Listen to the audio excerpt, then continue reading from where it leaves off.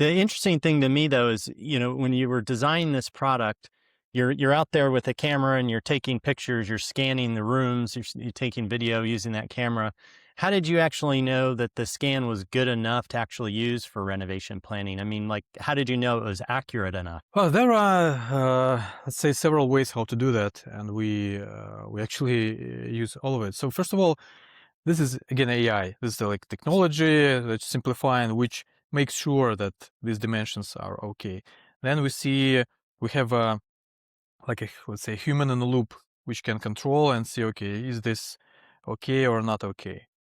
Then it's not like it's not a dead end. If once user receive the result, they have like a direct feedback channel with us. We can, first of all, user can make these corrections. If it's minor corrections, let's say it's dimension with a minor, you know, uh, in need of minor correction, so they can do it by themselves, because this is like user-friendly 3D home editor, which looks like Sims, just a game where you can just by tapping and pulling change everything.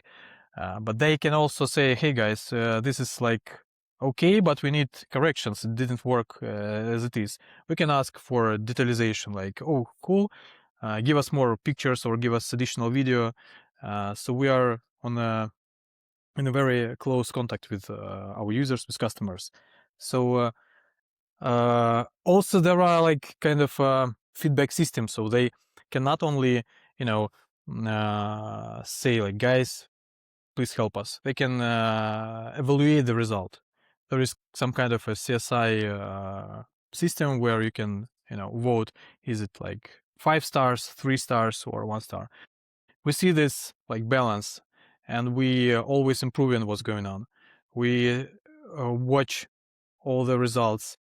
In the very beginning, when we just started, there were few scans, and each scan was like uh, zoomed in by our whole team who wanted to get the perfect result. Now it's like around 5,000 scans per month, so we cannot do it by ourselves. But at this point, the quality is quite stable. We see that everything is fine. We have very good this so-called evaluation, inner evaluation by our users. We are in touch with users. So in few words, that's how we make sure that everything gonna be fine. Now I'm in the middle of the renovation. We had some flooding damage in on a first floor, and they had to rip everything out. And the first thing I saw the guys do is they did come in with a phone and they put it against every wall, and they are clearly measuring the room, and it came out with basically a drawing and a schematic that somebody didn't have to hand draw.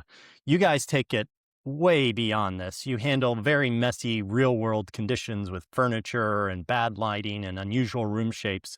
It must have been a nightmare to get that right. How do you solve for consistency across millions of different phones and millions of different environments? That's how AI works. So at the very beginning, we were limited by devices which have lidars. So without lidar, in the first stages, we couldn't work anyhow. But today, no lidar doesn't matter. So our AI do it very, very accurate. So it's that's